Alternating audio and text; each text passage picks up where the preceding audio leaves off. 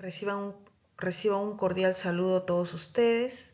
China Civil Engineering Construction Corporation, sucursal del Perú, en acompañamiento del Departamento de Legal y Cumplimiento, se complace en presentar la capacitación anual obligatoria para el personal sobre el sistema de prevención del lavado de activos y financiamiento del terrorismo para el año 2023.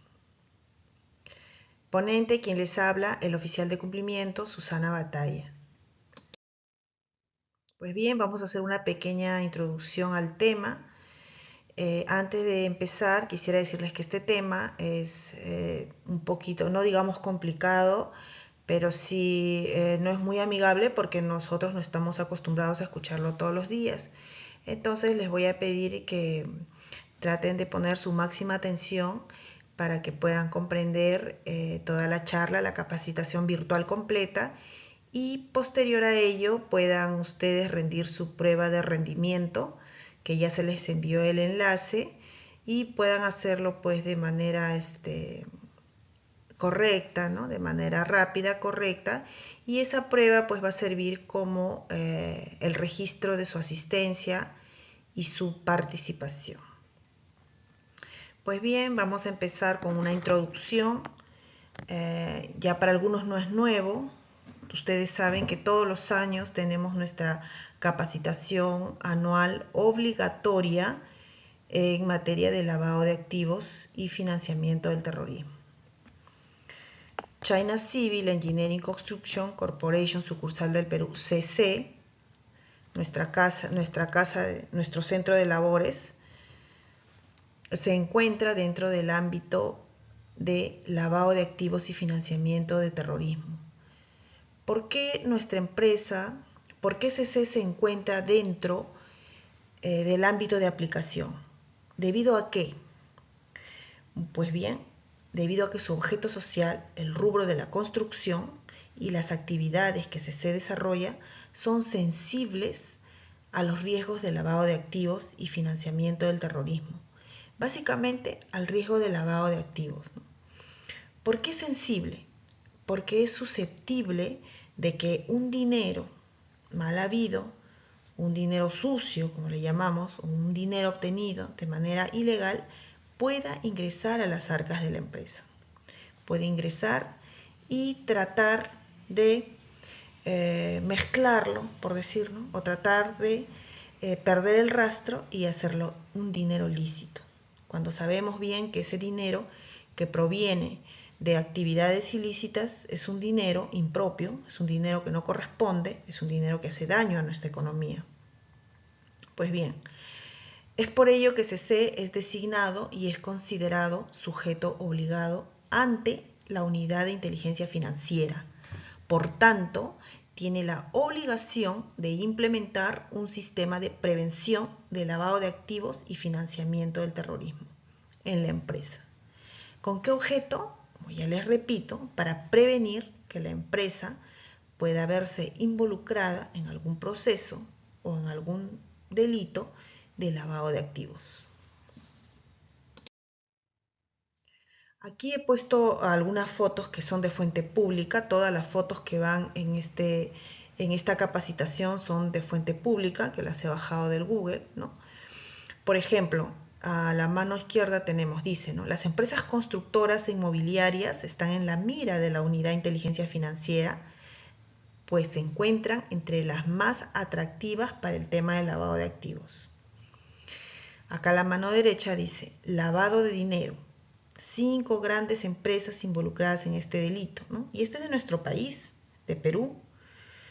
Debajo dice, hay un club de la construcción, ¿no? Está Metro de Lima, Cuellos Blancos, Alejandro Toledo, Caso Gasoducto Surperuano, Félix Moreno, financiamiento de Fuerza Popular, entre otros, ¿no? ¿Qué quiere decir? Que nosotros, en nuestro país hay empresas, ¿no? Organizaciones que se han visto y se ven involucradas en actividades de lavado de activos, ¿no? El tema de lavado de activos no es una normativa solo para Perú, es para toda América Latina y a nivel mundo. Ya está catalogado como un delito todo aquel que trata de ingresar un dinero ilegal a la economía legal, ¿no?, o al sistema financiero legal, está cometiendo un delito. ¿Por qué? Porque eso nos perjudica la economía y otros perjuicios que ya lo vamos a ver más adelante.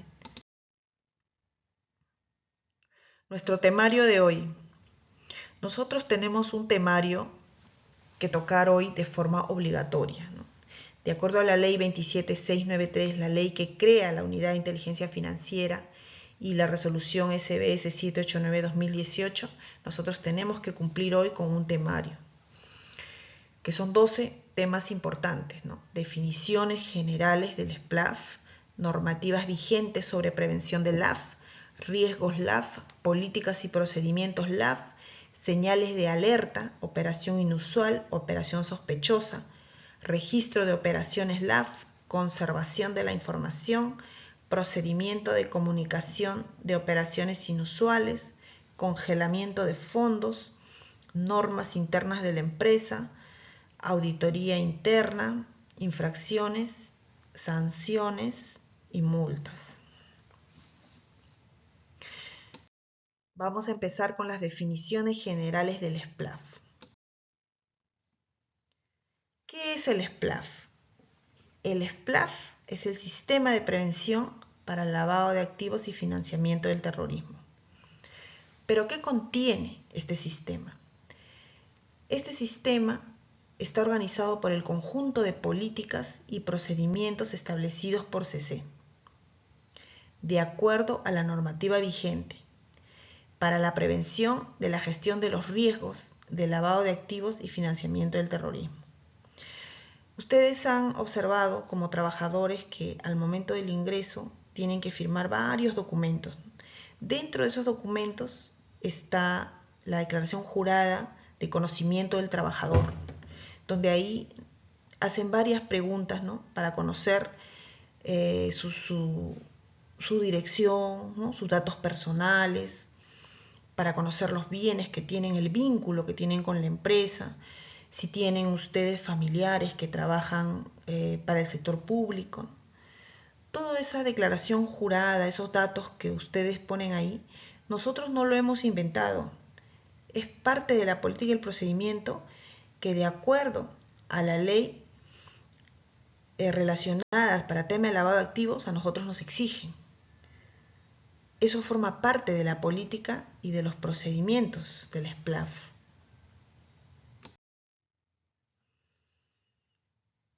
¿Qué comprende el SPLAF? ¿Qué comprende este sistema? Dentro de sus políticas y de sus procedimientos, ¿qué comprende? El SPLAF comprende la designación de un oficial de cumplimiento.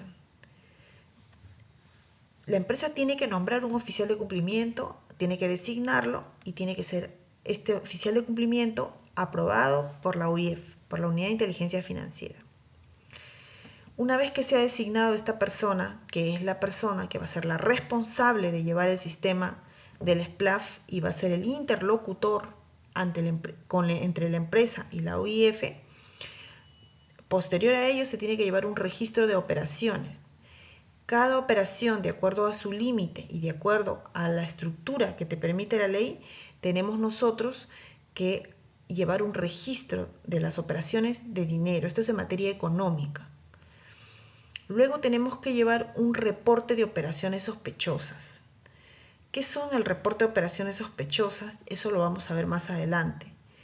También tenemos que tener un manual para la prevención del LAF, ¿no? En este manual deben estar todos los procedimientos, las políticas, las diligencias, tanto del trabajador, del proveedor, del cliente, ¿no? Cómo vamos a evaluar las operaciones inusuales, las operaciones sospechosas, cuándo van a ser determinadas inusuales y cuándo sospechosas. Tenemos que tener ahí también cómo vamos a realizar la identificación, el monitoreo, ¿no?, de nuestras actividades. Tenemos que tener un código de ética y conducta, ¿no? Un código de ética y conducta LAF. Este código tiene que ser, tanto el código como el manual de prevención, tienen que ser aprobados por la Gerencia General. Y en este código de conducta se plasman las características más importantes de la conducta que tienen que tener los trabajadores de la empresa, que son sujetos obligados, y también del oficial de cumplimiento. El conocimiento del cliente y beneficiario final es otro aspecto importante, ¿no? Aquí va el procedimiento de la debida diligencia del cliente, identificar al cliente, conocer al cliente y saber con quién estamos trabajando. El conocimiento de los directores y trabajadores también. Tenemos que saber qué trabajadores son los que están ingresando a la empresa, cuál es su comportamiento. Por eso les pedimos una serie de documentos, ¿no? Creo que también esto incluye los antecedentes penales, los antecedentes policiales.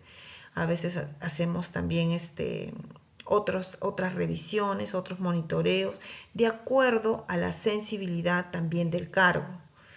Si son cargos claves, si van a trabajar con información privilegiada o de manera sensible, ¿no? Todos estos aspectos se evalúan al momento de identificar y verificar la información de los trabajadores. En el tema de conocimiento de proveedores y contrapartes también, pedimos nosotros la declaración jurada de conocimiento del proveedor, donde ellos ahí nos firman, ponen un check en la parte donde dice de dónde provienen los fondos, ¿no? Cómo usted ha constituido su empresa, cuál es su capital, cuál es su partida electrónica. Toda esta información con la finalidad de conocer al proveedor, conocer quién es esa persona que va a ser nuestro socio estratégico y va a trabajar con nosotros en nuestras operaciones comerciales. Después también forma parte de este sistema la capacitación anual obligatoria, que es justamente lo que hoy estamos haciendo, ¿no? Tenemos que hacer un programa de capacitaciones anuales y tenemos también que cumplir con la capacitación anual obligatoria para los trabajadores del sistema para los trabajadores administrativos de la empresa. ¿Por qué los trabajadores administrativos básicamente, ¿no? Y no los operarios? Porque los trabajadores administrativos son los que trabajamos, ya sea en la parte de licitaciones, en el área comercial o en el área de proveedores, en el área de logística, pero siempre estamos involucrados con información sensible de la empresa y nosotros podemos detectar, ¿no?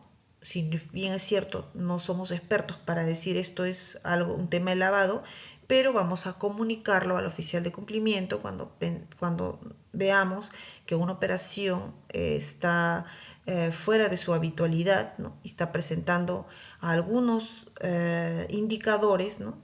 De que puede ser una operación inusual y puede ser una posible operación sospechosa que se tenga que reportar a la unidad de inteligencia financiera.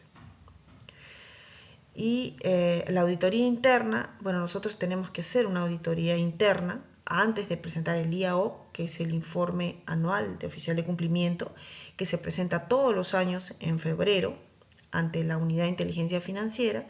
Nosotros tenemos que realizar una auditoría interna, que significa la auditoría revisar si las políticas, los procesos, los procedimientos plasmados se están llevando a cabo, tal como dice el manual para la prevención del AFNI.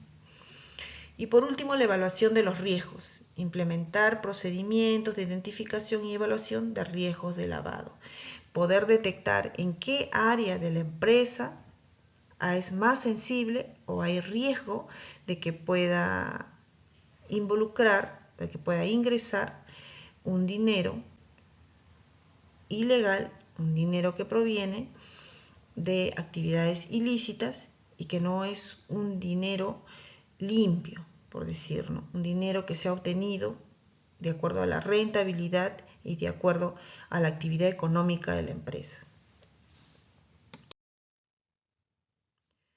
Definiciones generales del SPLAF. El lavado de activos, ¿qué es el lavado de activos? Es la acción de buscar el encubrimiento del origen de dinero que proviene de actividades ilícitas, dinero obtenido de forma ilegal, ¿no? Lavado no es que ingrese el dinero y lo mezclas y lo transformas, no. Ese dinero nunca es legal. Entonces, toda acción que busque el encubrimiento del origen del dinero de actividades ilícitas se llama lavado de activos. ¿Cómo buscan cubrirlo? Ingresándolo al sistema legal de movimientos de dinero a través del sistema financiero, que es a través de los bancos. ¿Cómo lo ingresan? De muchas maneras. Hay muchas formas que los lavadores de activos crean y créanme que cada vez hay más modalidades. Parecido a este tema de la droga cuando sacan del aeropuerto, ¿no? Que los descubren con algo y ya crean otra modalidad y siguen creando modalidades. Es increíble cómo la delincuencia en temas de lavado de activos avanza. Por ejemplo, tenemos empresas fantasmas. Hay empresas que están formadas solo para lavar activos. Empresas no les interesa el ganancia, no les interesa crecer, tener trabajadores, nada. Su negocio es lavar el dinero. Sin embargo, las crean como unas empresas fantasmas, ¿no? Unas empresas que aparentemente tienen un rubro y están operando. Entonces, ¿qué pasa? Creas una empresa, vas a registros públicos, la registras en SUNAT, abres tus cuentas y mediante esas cuentas ya empiezas a mover el dinero mal habido, el dinero sucio, el dinero que proviene de actividades ilícitas prohibidas por la ley. Esa es la forma como busca el lavador de activos ingresar el dinero al sistema financiero y a la economía del país.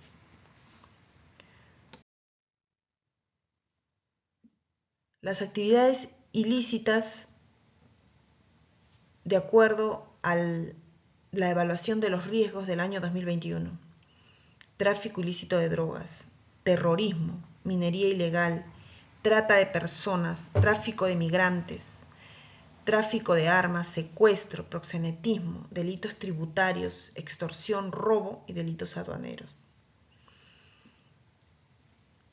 Aquí puse una foto de esta evaluación nacional donde dice análisis de amenazas en materia de lavado de activos, ¿no? Y uno de los más grandes es la minería ilegal, de los que están muy altos, ¿no? Después sigue los delitos contra la administración pública y de ahí ya van bajando, ¿no? Delitos contra el patrimonio, delitos tributarios, pero uno de los más importantes es el dinero de la minería ilegal. ¿Qué es el financiamiento del terrorismo? El financiamiento del terrorismo, a diferencia del tema de lavado, que nosotros con el tema de lavado es que no ingrese un dinero de actividades ilícitas a la empresa, que se pueda mezclar, ¿no? Que pueda tomar forma y de pronto poder confundirse como si fuera un dinero limpio, un dinero de nuestras actividades económicas. El terrorismo, el financiar el terrorismo es salida de dinero. Aquí puede salir el dinero limpio, puede salir el dinero mezclado, puede salir el dinero ilícito, pero es esa contribución que se hace a estas mafias terroristas, ¿no? Entregar dinero, brindar ayudas para acciones terroristas. El financiamiento del terrorismo puede ser cometido independientemente de los fondos que provengan. El objetivo principal de los individuos, entidades en el financiamiento del terrorismo no necesariamente es ocultar un origen de dinero, sino más bien encubrir una salida. Encubrir una salida. Es por eso que en el registro de operaciones que se envía a la OIF, no solo estamos informando los ingresos de acuerdo al rango que ellos nos ponen, sino también las salidas de dinero. Si sale un dinero, tiene que estar con su comprobante de pago dirigido a quien va ese dinero, ya sea pago de un préstamo, pago de un proveedor, un pago de salarios, un pago de sueldos. Pero no puede haber un dinero que de pronto salió y no tenemos identificado a dónde fue, porque todos esos dineros tenemos que informarlos a la unidad de inteligencia financiera. Los delitos de lavado de activos están tipificados en 3 modalidades: acción de conversión y transferencia, actos de ocultamiento y tenencia, transporte, traslado, ingreso de salida. De acuerdo al decreto legislativo 1106, modificado por el decreto legislativo 1249, estas tres acciones son delito penal, tienen pena de cárcel. Los actos de conversión y transferencia, cuando tratas de convertir un dinero ilegal, un dinero sucio, lo tratas de convertir en un dinero lícito, ¿no? En un dinero limpio. Buscas la forma, cómo hacer para convertirlo en un dinero limpio. Por ejemplo, aquí, en estos actos de conversión y transferencia, uno de las modalidades, de las formas más comunes, es el tema del pitufeo. Como los bancos, yo cuando voy al banco y voy a depositar $1.000, ya tengo que poner mis datos, tengo que llenar mis datos, ¿no? Pero si voy y deposito $200, $400, $500, no necesito poner los datos.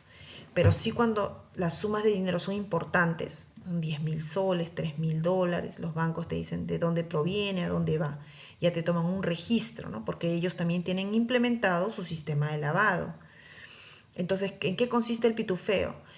Por ejemplo, nos pueden decir a uno de nosotros: ¿sabe qué, Susana? Por favor, ayúdame con esto, deposítame $3.000, pero en montos de 300. Y te vas a ganar $100. Ve al banco, deposítalo así, así, y te vas a ganar $100, ¿no? Por cada depósito. Y deposítalo en una semana. Entonces voy, deposito 200, 300, 500, el banco no me va a registrar. Eso es una forma de conversión de dinero. ¿Y qué pasa? Que no, muchas veces no nos dicen solo a nosotros, sino si tienes tu amiga, tienes tu prima, o dile a tu mamá, o que tienes familia. Entonces, a veces la ignorancia y el desconocimiento, ¿no? Por querer ganarnos unos centavos, porque dinero, plata, todos queremos dinero. Entonces, nos parece fácil, no es inofensivo, no. Nada de esas cosas nosotros debemos aceptar, todo debemos rechazar, porque esos están involucrados las actividades de lavado de activos. Ningún favor a nadie, no prestemos nuestro DNI, nuestro nombre, no saquemos préstamo para una persona, nada, nada.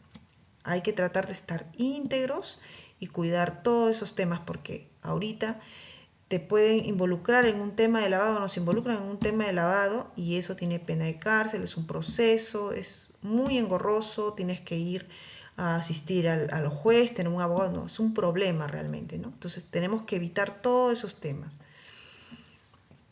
Esos son los actos de conversión, de transferencia. Actos de ocultamiento y tenencia. Nos pueden decir, guárdame este dinero, ¿no? Guárdalo nomás, no pasa nada.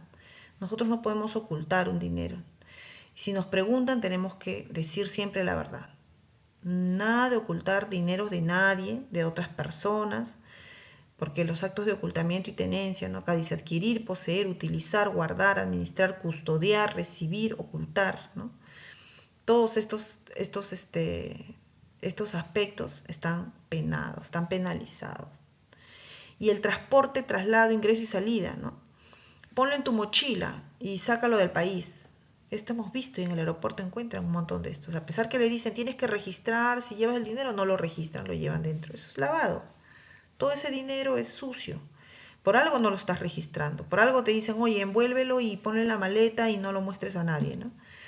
Entonces tenemos tres modalidades, ¿no?, de delitos en materia de lavado de activos, que son los actos de conversión y transferencia, los actos de ocultamiento y tenencia, y el transporte, traslado, ingreso o salida de dinero. Entonces, para tenerlo claro, toda acción para evitar que te quiten un dinero sucio es lavado de activos. Toda acción que uses un dinero sucio es lavado de activos, ¿no? Y toda acción para buscar aparente ilicitud al dinero sucio es lavado de activos. Entonces, toda acción que vaya uno a realizar con la finalidad de encubrir este dinero es un delito.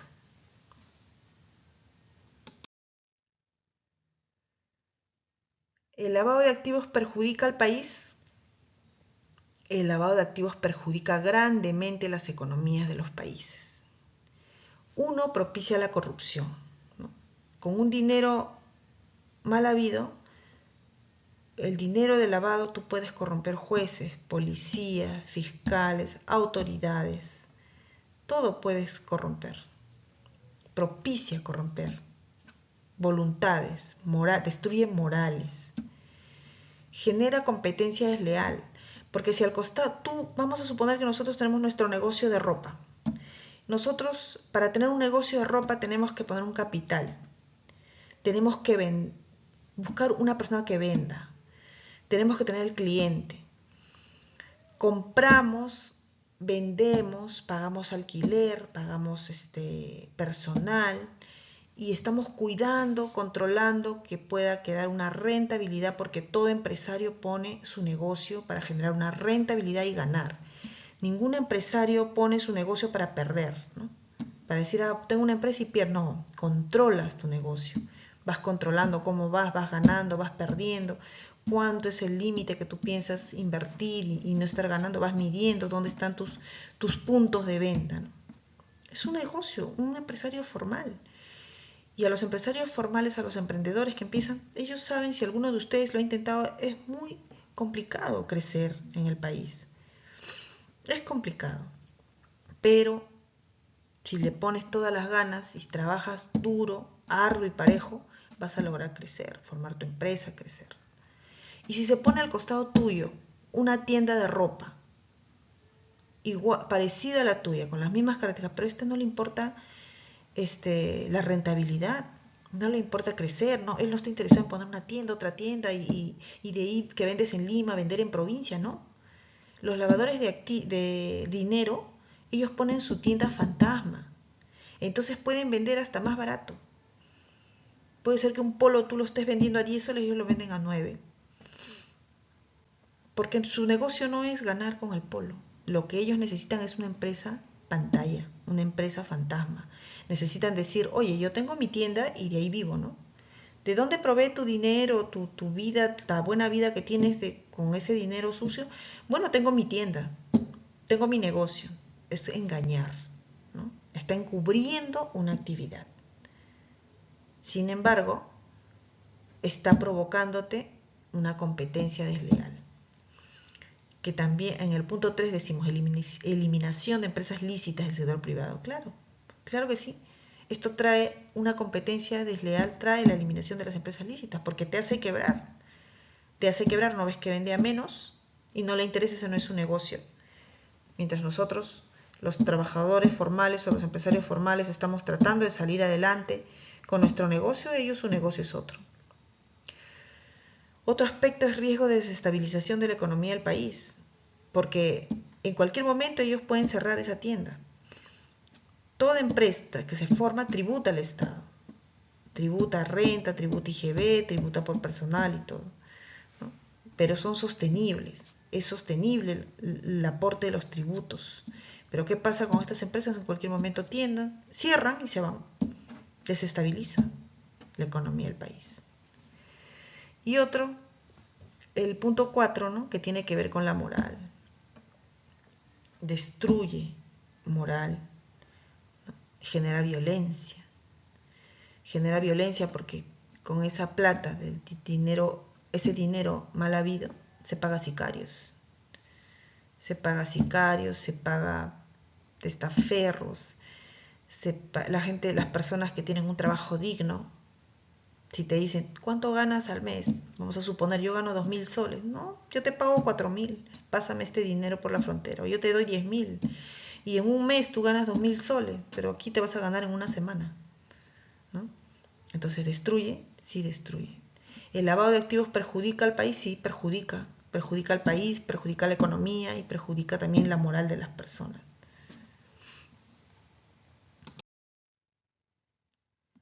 ¿Quién es el oficial de cumplimiento?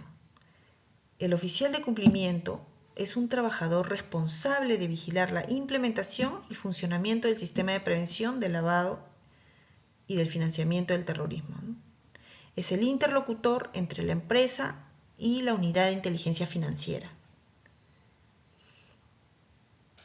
Esta persona también tiene la responsabilidad de evaluar las operaciones realizadas en la empresa, de elaborar y presentar ante la OIF el informe anual de oficial de cumplimiento y atender todos los requerimientos de información que formule la UIF.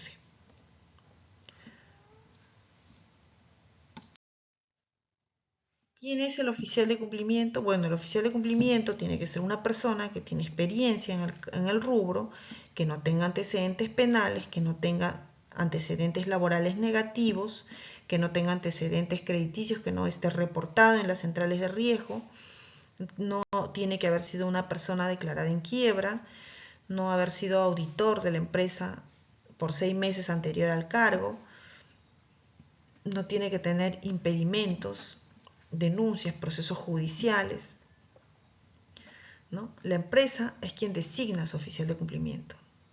Esta designación es informada para su posterior aprobación en la unidad de inteligencia financiera. Una vez con la conformidad y la aprobación, la unidad de inteligencia financiera nos emite un oficio y nos dice: bien, usted ha designado, y ya tomamos conocimiento, y nosotros también hemos hecho nuestras propias verificaciones, revisiones de su personal y cumple las características, ¿no? Entonces ese es el oficial de cumplimiento que tienen que tener las empresas que son sujeto obligado ante la UIF para informar sobre el sistema de lavado de activos y financiamiento del terrorismo. Las normas vigentes sobre la prevención LAF. Bueno, tenemos las normas vigentes, la política nacional LAF, el Plan Nacional contra LAF 2018-2021, ahorita ya está saliendo la 2023, la ley que crea la unidad de inteligencia financiera, el reglamento de la ley 27693, que es la ley que crea la unidad de inteligencia financiera, el decreto legislativo de lucha eficaz contra el lavado de activos y otros delitos relacionados a la minería ilegal y el crimen organizado. Estas son algunas políticas nacionales vigentes. En realidad hay un sinnúmero de normativas relacionadas al tema del lavado. Y los estándares internacionales, tenemos la Convención contra el Delito Ilícito de Estupefacientes y Sustancias Psicotrópicas, Viena, ONU 1998. Esto prácticamente, la Convención de Viena es una de los motores y donde nace, donde se reconoce al lavado de activos como un delito. El Convenio Internacional para la Represión de la Financiación del Terrorismo, ONU, la Convención contra la Delincuencia Organizada Transnacional, la Convención contra la Corrupción de Mérida, y así seguiremos nombrando varias resoluciones internacionales. Algo que es muy importante es el Grupo de Acción Financiera, las 40 recomendaciones del GAFI. Nuestro sistema peruano se rige por las recomendaciones del GAFI. Esto se actualizó en febrero del 2012, pero el GAFI siempre está sacando nuevas directrices, donde se complementa con todos los estándares de la política nacional en temas de lavado, y siempre nos están informando a las empresas, ¿no?, las actualizaciones. ¿Qué es el financiamiento del terrorismo? El financiamiento del terrorismo, pues ya lo hemos mencionado anteriormente, ¿no? Es proveer, aportar y recolectar voluntariamente por cualquier medio, directa o indirectamente, al interior o fuera del territorio nacional. Medios, fondos, recursos, ayudas, cualquier tema económico que podamos brindar nosotros para acciones terroristas es un delito, está penado. Por eso la recomendación siempre es tratar de ser cautos, ¿no? Ni muy lejos, ¿no?, que me enfrío, ni muy cerca que me quemo. Siempre hay que tratar de tomar las cosas con criterio, con inteligencia, ¿no? Todo lo que sea temas de dinero, siempre hay que tener un criterio básico, no involucrarnos en ningún tema de delito. ¿Y cómo es esto? O sea, no podamos entrar nosotros en algo que no sea claro, en algo que nosotros veamos, que nos demos cuenta que efectivamente acá pasa algo, ¿no? Porque sí nos damos cuenta, sino a veces pecamos un poco como que ingenuos, pero, por ejemplo, ¿no?, si vienen a ofrecernos vamos a suponer un reloj que cuesta, un Rolex, ¿no?, que cuesta cuánto, no sé, vamos a suponerle un precio de 10.000 soles, por poner un precio, por un ejemplo, ¿no? Y nos vienen, nos ofrecen y nos dicen, oye, mira, te lo dejo a 200, pero rápido no más, ¿no? Entonces nosotros podemos darnos cuenta rápidamente que eso no es su precio. Eso proviene de algo, de un tema ilegal. Puede ser de un robo, puede ser tema de lavado. Entonces hay que ser cautos y no hay que dejarnos llevar muy rápido por la emoción ni por las apariencias, ¿no? Hay que tratar de ser cautos y usar mucho el criterio cuando se trate de dinero. ¿Cómo funciona el Sistema Nacional de Lucha contra la AF? Aquí estamos nosotros, en el tema de la prevención. Los sujetos obligados, somos nosotros sujetos obligados, ¿no? Hay muchos rubros que están ya como sujetos obligados. Nosotros somos unos, que es el nivel de construcción inmobiliario, pero también están las agencias de aduana, las casas de cambio, los casinos, los tragamonedas, ¿no? Entre otros rubros. Y nosotros tenemos un organismo supervisor a quien nosotros reportamos. En este caso nosotros reportamos directamente a la UIF, pero la UIF ha nombrado organismos supervisores para los otros rubros. ¿A través de qué? A través del reporte de operaciones sospechosas. Nosotros, cuando encontramos una operación sospechosa, somos obligados a informar a la UIF.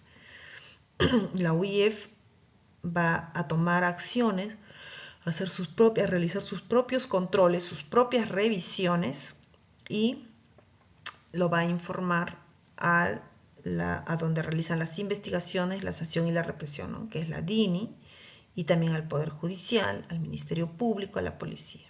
Ellos están interconectados. Nosotros, como sujetos obligados, reportamos a la UIF y la UIF a las autoridades.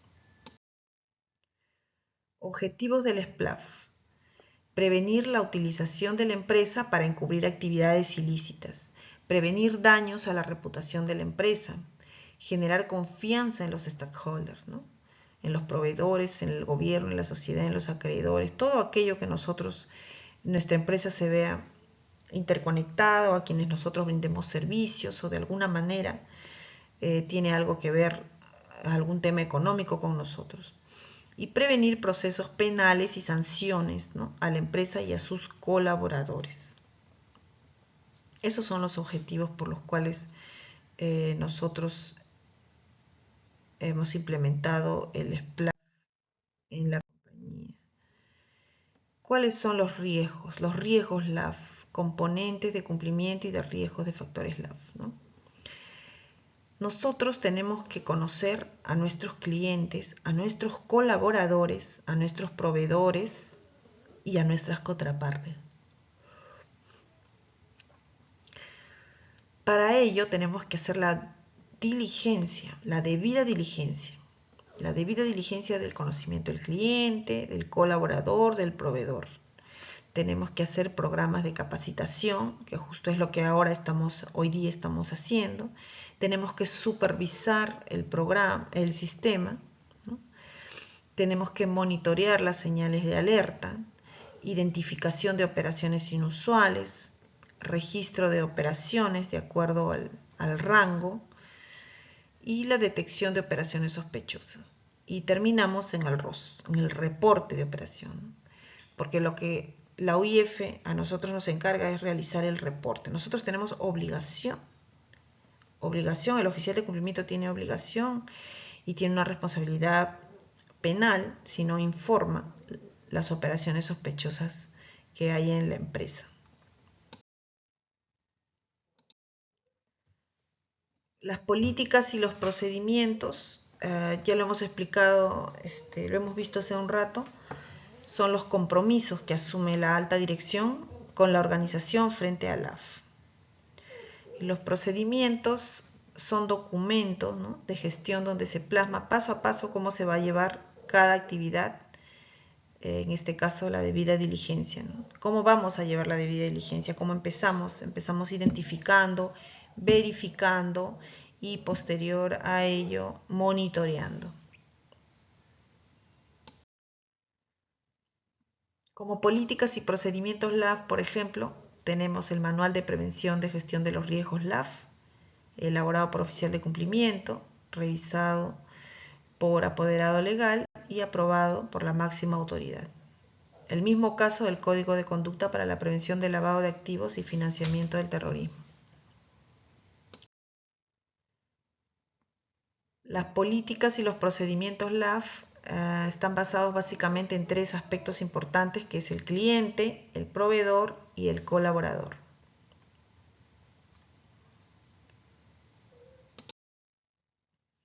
En la etapa de identificación, debida diligencia en el conocimiento del cliente. ¿Cómo conocemos al cliente? En la etapa de identificación.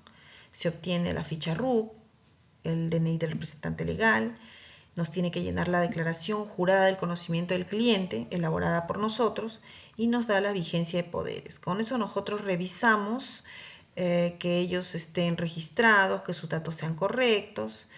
Podemos ver también en la vigencia de poderes, podemos ver quién es la persona que tiene el poder para las firmas, etc.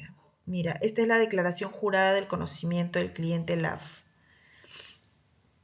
Esta declaración está elaborada por nosotros, pero cumpliendo los requisitos y las características que nos indican las normativas del LAF.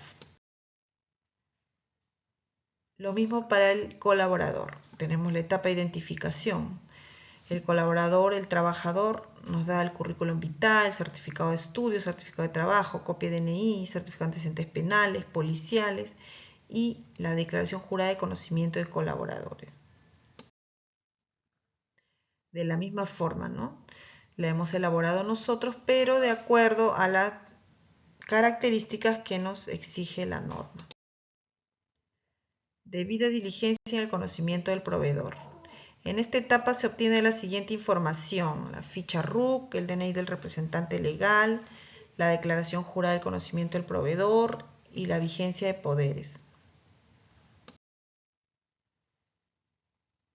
Declaración jurada del conocimiento del proveedor, lo mismo. Nosotros hemos elaborado esta declaración jurada, pero con las características y las particularidades que la ley nos impone. En la etapa de la debida diligencia, en la etapa de verificación, podemos ver los datos en RENIEC, la verificación de las listas PEPS, ¿no? Si trabajan en el sector público, han trabajado en el sector público, verificación de la lista OFAC, verificación de la lista de Naciones Unidas, de las listas internacionales, porque en estas listas, cuando son personas del extranjero y han cometido delito de lavado en otros países, quedan registrados en estas listas. ¿Quiénes son los PEP? Las personas que en los últimos 5 años hayan cumplido funciones públicas destacadas, sea nacional o en el extranjero. Entonces la norma a nosotros nos indica que si son personas que han trabajado para el Estado, ¿no? Se tiene que dar un monitoreo, porque naturalmente muchas veces la corrupción está en el sector público y esto se contagia al sector privado. Acá están las listas de verificación internacional, la lista OFAC, la lista ONU, la lista sobre proliferación de armas masivas, ¿no? Todo es un listado que, de acuerdo a la resolución SBS 789 del año 2018, nos pide a nosotros implementar y verificar en las diligencias de los trabajadores, de los colaboradores y de los proveedores. Etapa de la debida diligencia y la etapa de la verificación nacional, ¿no? Estas son las entidades nacionales donde nosotros podemos verificar: RENIEC, Superintendencia Nacional de Migraciones, Salud, SUNAT, SBS.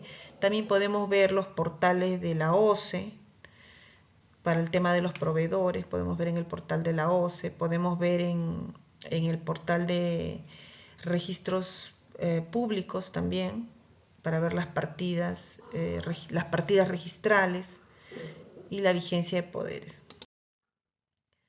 Recomendación: cuando se no se encuentre en la capacidad de cumplir con las medidas de debida diligencia en el conocimiento del cliente, proceder de la siguiente manera. ¿Qué pasa si yo no puedo hacer la diligencia? No me ha firmado su declaración jurada del cliente que le he entregado, y no me da los documentos, no nos atiende. Entonces nosotros tenemos que comunicar a la gerencia el riesgo de iniciar relaciones comerciales con esta persona jurídica a quien no hemos podido realizarle la debida diligencia, ¿no? Ya tomará conocimiento, nosotros termina nuestra obligación en poder comunicarlo y ya quedará en la gerencia general si corre el riesgo o no.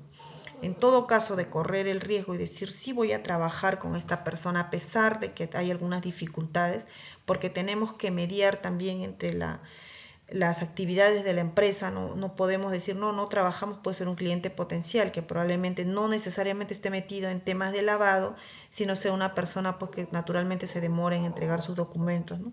Entonces se tiene que monitorear, se tiene que evaluar las posibilidades. No podemos cerrarnos tampoco solo porque no nos entrega los documentos, sino tenemos que no podemos hacer una identificación y una verificación completa, pero podemos monitorearlo, ¿no? A ver, cada 3 meses ir cómo va o insistir con sus documentos. La etapa de monitoreo es la que les estaba diciendo, ¿no? Que una vez que la relación con el cliente, el colaborador ha sido establecida, se deberá llevar a cabo un seguimiento de las transacciones, ¿no? Con el objetivo de determinar si las mismas se ajustan a la actividad económica y a su perfil operativo. Señales de alerta, operaciones inusuales, operaciones sospechosas. Para la detección de operaciones inusuales o sospechosas, ¿no? Las señales de alerta son varias. Cuando el cliente se niega a llenar su declaración jurada, puede ser un ejemplo, ¿no? Y una operación inusual por la cuantía de la operación. ¿Qué pasa? Que a veces tenemos un proveedor que naturalmente tiene un capital para trabajar, vamos a suponer con un promedio de 20.000, 30.000 o 50.000 soles, ¿no? Y de pronto 1.000.000. Entonces es una operación un poco inusual, ¿no? Tendríamos nosotros que mirar monitorear nuevamente todos sus documentos, a ver si hay un cambio de razón social, si ha habido un aumento de capital, o si ha subido la cantidad de trabajadores, ¿no? Podemos verificar eso en fuentes públicas. Operación sospechosa. La operación sospechosa no tiene sustento económico legal evidente. Se presume como origen de actividades delictivas, ¿no?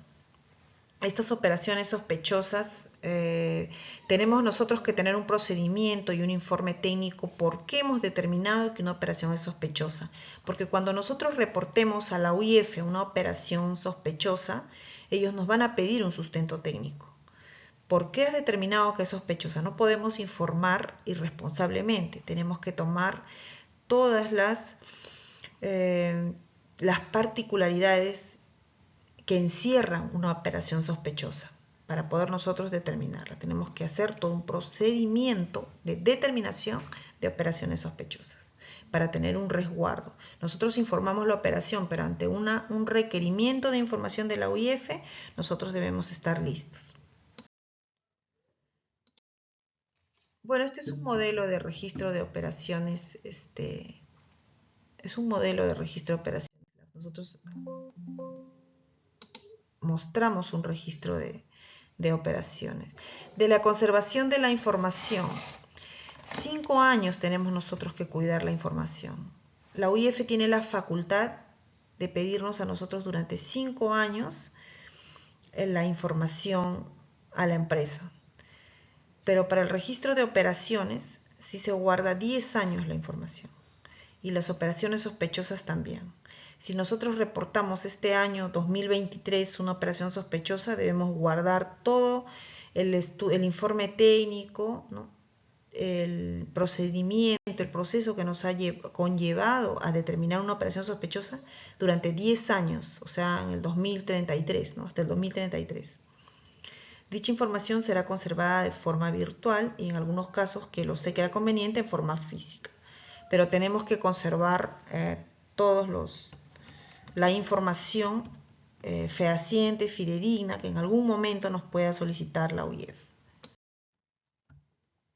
El procedimiento de comunicación de operaciones, bueno, la comunicación, la compañía pone a disposición el correo de cumplimiento @ccperu.net, ¿no? Con un mecanismo de consulta de manera directa con el oficial de cumplimiento.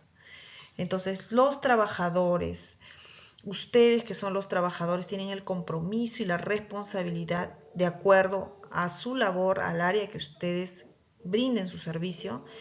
Si observan una actividad ilícita, una actividad inusual que crea sospecha, pueden comunicarlo a ese correo. Y toda operación inusual deberá ser reportada al oficial de cumplimiento. El oficial de cumplimiento evaluará si es una operación inusual o una operación sospechosa, de acuerdo a la evaluación de la matriz de riesgos LAF. El congelamiento de fondos está relacionado. La OIF tiene la facultad de congelar los fondos. Si la OIF recibe la información de un ROS, de un reporte de operación sospechosa, y de acuerdo a la investigación que ellos realizan, efectivamente se encuentran ante una actividad de lavado, ellos comunican directamente a las entidades financieras y congelan los fondos de esa empresa, que va a entrar en investigación. Esta empresa entra en investigación y mientras o durante sus fondos están congelados. ¿Por qué congelan los fondos?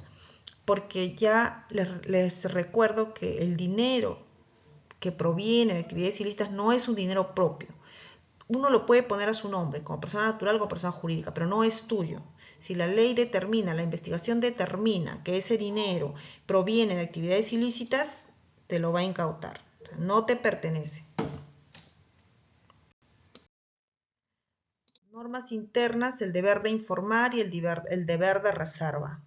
Detectar operaciones inusuales o sospechosas informando al OC.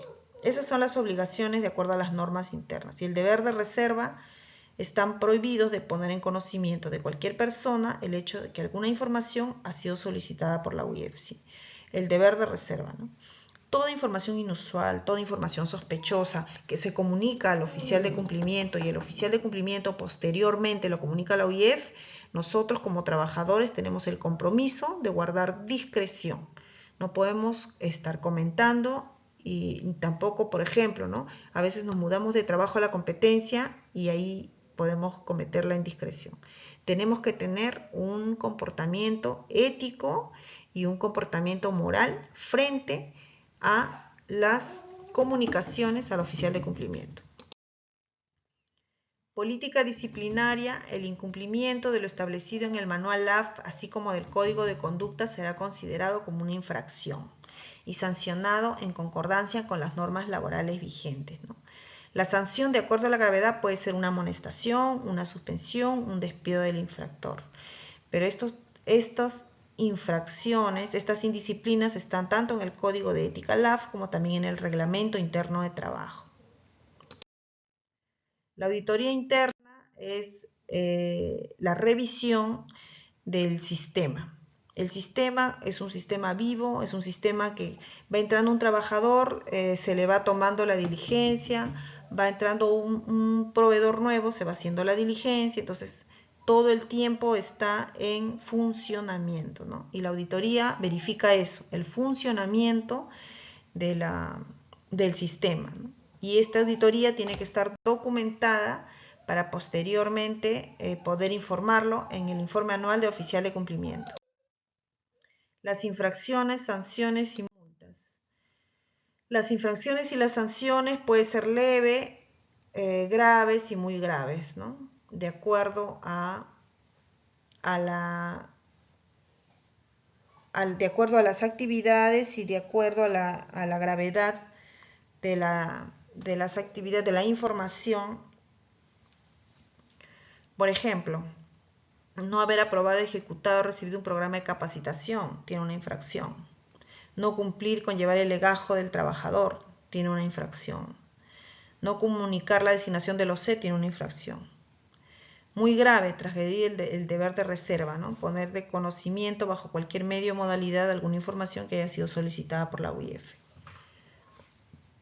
Y así podríamos mencionar todas las infracciones. Omisión de comunicación de operaciones sospechosas, el que incumpliendo sus obligaciones profesionales omite comunicar a la autoridad competente las operaciones sospechosas que hubiera detectado según las leyes y normas reglamentarias, será reprimido con Pena privativa de la libertad no menor de 4 ni mayor de 8 años. Los oficiales de cumplimiento tenemos la obligación de comunicar a la UIF. Bueno, hemos llegado al final de la capacitación. Como va a quedar grabada, pueden volver a verlo para que puedan ustedes responder su test de conocimiento. Recuerden ingresar al enlace que ya hemos enviado para resolver las preguntas, que servirá como registro de su asistencia obligatoria. Muchas gracias, y el Departamento de Legal y Cumplimiento, a través del oficial de cumplimiento, se despide de ustedes. Muchas gracias.